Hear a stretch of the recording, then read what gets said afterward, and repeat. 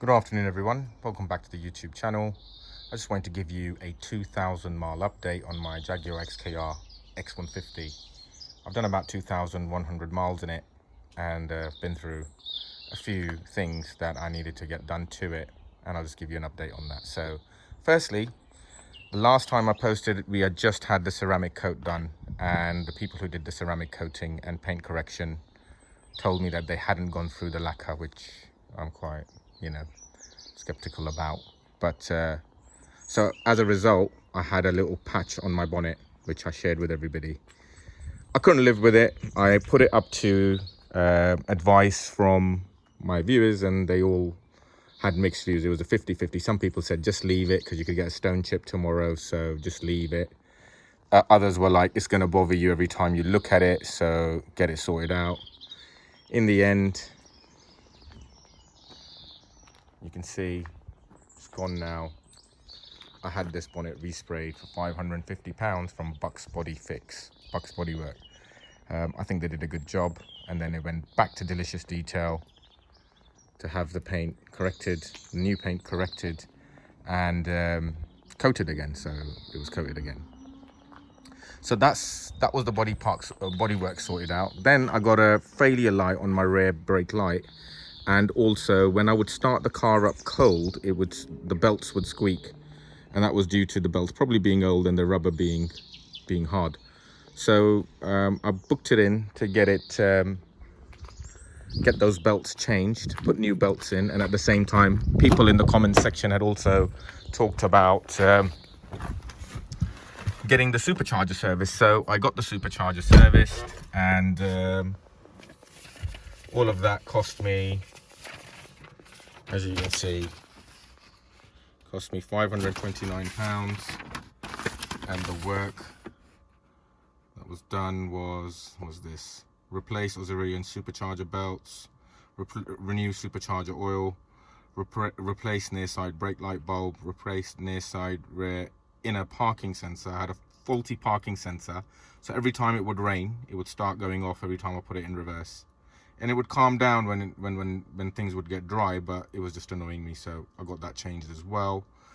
And the water leak in my boot came back, so I took it back, and they sorted that out as well. I was gonna get the motorized aspirator changed, but they ran out of time or motivation, so they just cleaned it out and put it in. You can hear it going off. I'll stay quiet. Can you hear that? Yeah. So when you lock the car, it does go off, but it's annoying when the car's kind of on standby like this. So I may still get that changed, but I'm not too asked about it just yet.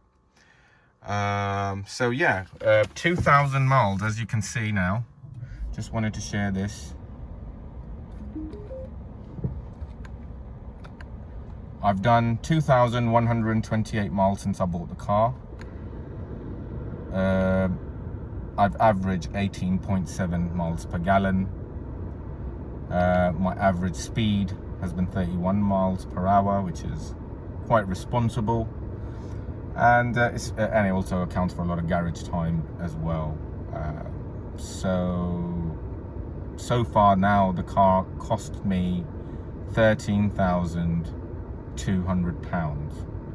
That's what I've paid for the car so far, plus all the works that I've had done. And the next thing on the list are two things. Firstly, I still need to get the tires changed, even though they're okay, but I want fresh soft rubber for the summer. And the other thing is if somebody could help me with this. I've got no navigation DVD, so can someone tell me how to hook that one up? That would be appreciated. Just put your advice in the comments like you always do. I always appreciate that, and I always act on it pretty quickly. So yeah, 2,000 miles in. Well, I say 2,000, but 2,100 miles in. I'm still loving the car. I still enjoy driving it every time.